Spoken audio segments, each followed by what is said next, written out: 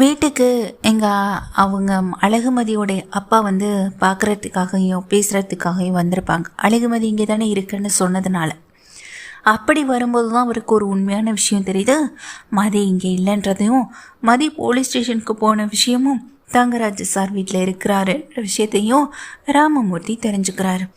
இப்படி ஒரு பொண்ணை எப்படி தான் பெற்று வளர்த்தீங்களோ, அதானே பொண்ணு வந்து எப்படி நம்ம வீட்டில் இருந்து நம்ம உயிரை வாங்குது நினச்சிக்கிட்டு தான் மாப்பிள்ளை வந்து கேட்ட உடனேயே நெஞ்சு வலி மாதிரி நடிப்பு வந்து இப்படி உங்கள் பொண்ணை எங்கள் வீட்டு பையன் தலையில் கட்டி வச்சிட்டீங்க.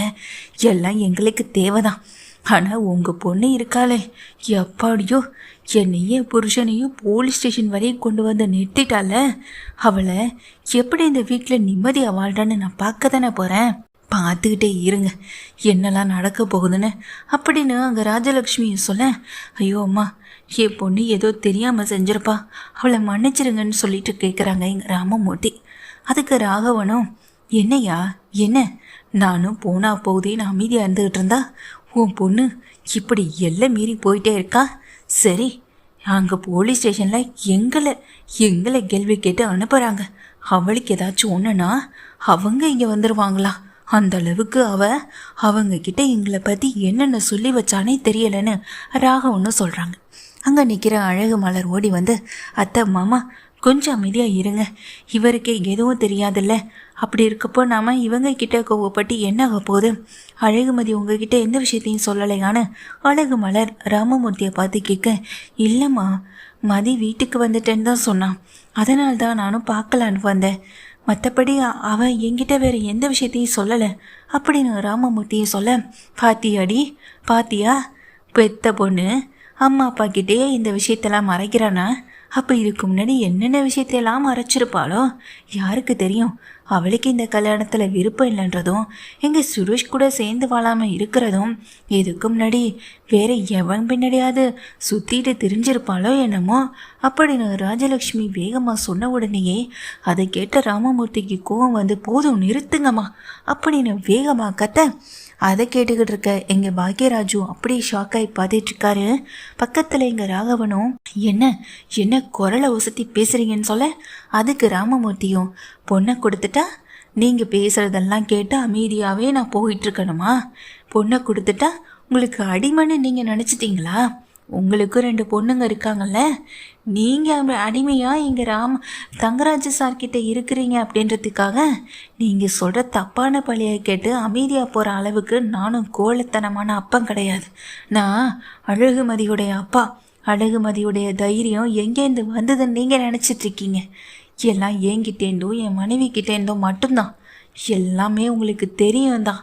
இங்கே பாருங்கள், நான் சொல்கிற ஒரே ஒரு விஷயத்தை மட்டும் கேட்டுக்கோங்க. என் பொண்ணை அடிப்பீங்க, அவமானப்படுத்துவீங்க, வீட்டை விட்டு வெளியே தள்ளுவீங்க. இதையெல்லாம் கேட்டுட்டு கேட்காத மாதிரி நான் இருந்துக்கிட்டு இருக்கிறதுக்கு காரணம், பொண்ணு வாழ்க்கை இப்போ சரியாயிடும் அப்புறம் சரியாயிடும்ன்றதுக்காக மட்டும்தான்.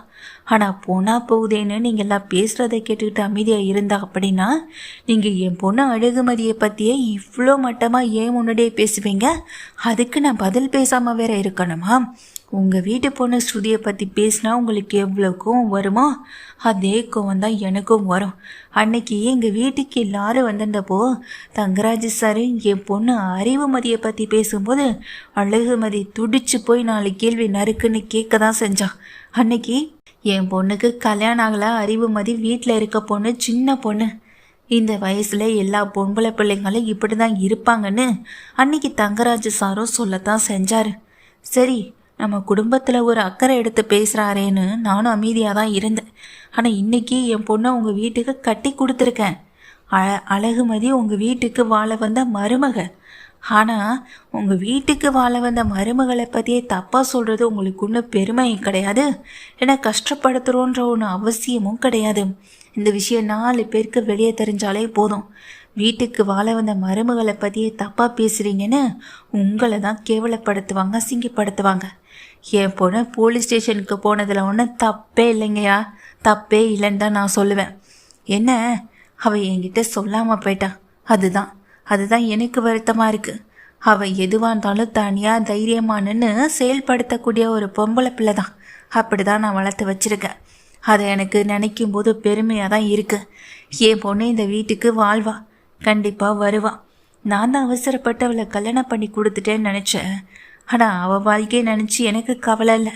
ஆனால் அவகிட்ட தப்பு செஞ்சுட்டு தப்பிச்சலாம் நினச்சிட்டு இருக்க உங்கள் எல்லாருக்கும் தான் இனி கவலையும் பயமும் இருக்கும் அப்படின்னு ராமமூர்த்தியை சொல்ல, அதையெல்லாம் கேட்டு அப்படியே மலரும் பாக்கியராஜும் ஆடி போய் தான் நிற்க, என்னடா வீட்டுக்கு வந்து நம்மளை பற்றி இப்போல்லாம் பேசிக்கிட்டு இருக்காங்க, நீ என்னடா இப்படி கல் மாதிரி நின்றுட்டுருக்க அப்படின்னு ராஜலக்ஷ்மி பாக்கியராஜை பார்த்து திட்ட, பாக்கியராஜோ சார் என்ன இருந்தாலும் நீங்கள் இப்படி அம்மா அப்பா முன்னாடி பேசியிருக்கக்கூடாது. அழகுமதிக்கு பிரச்சனைனா அதை எங்ககிட்ட வந்து பேசியிருந்துருக்கணும். இல்லைன்னா இப்படி போலீஸ் ஸ்டேஷன் வரைக்கெல்லாம் போயிருக்கக்கூடாது. சுரேஷை பார்க்க போயிட்டு இப்படி அம்மாவை அப்பாவையும் போலீஸ் ஸ்டேஷனுக்கு வர வச்சது எங்களுக்கெல்லாம் எவ்வளோ கஷ்டமாக இருக்குது தெரியுமா? பார்த்தா அதுக்கு நீங்களே இப்படி வீடு தேடி வந்து பேசுகிறது இன்னும் எங்களுக்கு ரொம்ப கஷ்டமாக தான் இருக்குன்னு சொல்ல, தம்பி உங்கள் மேலே எனக்கு எந்த வருத்தமும் இல்லை. ஏன்னா இந்த வீட்டுக்கு வாழ வந்ததுலேருந்து நீங்களும் உங்கள் மனைவியும் தான் என் பொண்ணுக்கு ரொம்ப சப்போர்ட்டாக இருந்திருக்கீங்க. அது அழகுமதி நிறைய இடங்களில் சொல்லியிருக்கா. அவளுக்கு உதவி செய்கிற யாரையும் அவள் மறக்க மாட்டா. அதே போல் தனக்கு ஒரு அநியாயம் நடக்குதுன்னா, அதுவும் மற்றவங்க தான் விஷயத்தில் பொய் சொல்கிறாங்கன்னா அதையும் அவள் மறக்கவும் மாட்டா, மன்னிக்கவும் மாட்டா. அழகுமதி ரொம்ப நல்ல பொண்ணு. அவளை இந்த வீட்டில் நடத்துகிற விதம் சரியில்லை. அதைத்தான் நான் சொல்வேன். போலீஸ் ஸ்டேஷனில் உங்களுக்கு எச்சரித்து அனுப்புனாங்கன்னு சொன்னீங்கல்ல, அந்த பயம் கூட இல்லாமல் எப்படி உங்களால் இப்படியெல்லாம் பேச முடியுது? என் பொண்ணை பற்றி என்கிட்டே தப்பா? நானும் போய் ஒரு விஷயத்துக்கு கம்ப்ளைண்ட் பண்ணால் என்ன ஆகும்னு கொஞ்சம் யோசிச்சு பாருங்க. நைட்டோட நைட்டா தங்கராஜ சார் எங்கள் வீட்டுக்கு வந்து என் பொண்ணை கட்டி கொடுத்தே ஆகணும்னு விடாப்பிடியாக நின்னார். அதாவது கடன் வாங்கினதுக்காக கடனை கொடுக்கணும், இல்லைன்னா பொண்ணை கொடுக்கணும்னாரு. இந்த விஷயத்துக்கு ஸ்டேஷனுக்கு போனால என்ன ஆகும்னு கொஞ்சம் யோசிச்சு பார்த்தீங்களா? ஆனால் நான் போகலை. ஏன் தெரியுமா? தங்கராஜ் சார் ஆரம்பத்துலேருந்து எனக்கு நிறைய ஹெல்ப் பண்ணியிருக்காரு. அவர் செஞ்ச உதவிக்காக மட்டும்தான் நானும் அமைதியாகவே இருந்தேன்.